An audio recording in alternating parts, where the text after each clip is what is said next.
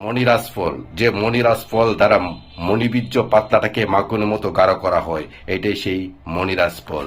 এই যে দেখেন, মনিরাজের পাউডার চূর্ণ করে আমি একটি যৌবন শক্তির জন্য একটি মদক তৈরি করেছি, একটি হালুয়া তৈরি করেছি। এই যে হালুয়াটা তৈরি করেছি, আর এই যে একটা মালিশ, এই তিনটা মিলে একটা ফুল কোর্স যৌবন শক্তি যারা হারিয়ে ফেলেছেন, আপনারা আর দেরি না করে আমার সাথে যোগাযোগ করবেন।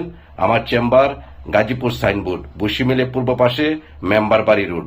চলে আসবেন আমার চেম্বারে যৌবন শক্তি স্থায়ী সমাধানের জন্য।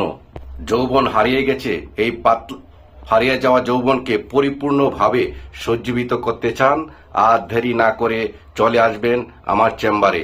আমার চেম্বার গাজীপুর সাইনবোর্ড, বসিমিলে পূর্ব পাশে, মেম্বার বাড়ি রোড। যদি কোনো ভাই প্রয়োজন মনে করেন, আর দেরি না, যৌবন শক্তির মহা ঔষধ এই তিনটা মিলে একটি ফুল কোর্স যদি সেবন করেন, পানির মতো পাতলা বীর্যটা মাখনের মতো গাঢ় করে নিয়ে আসবে।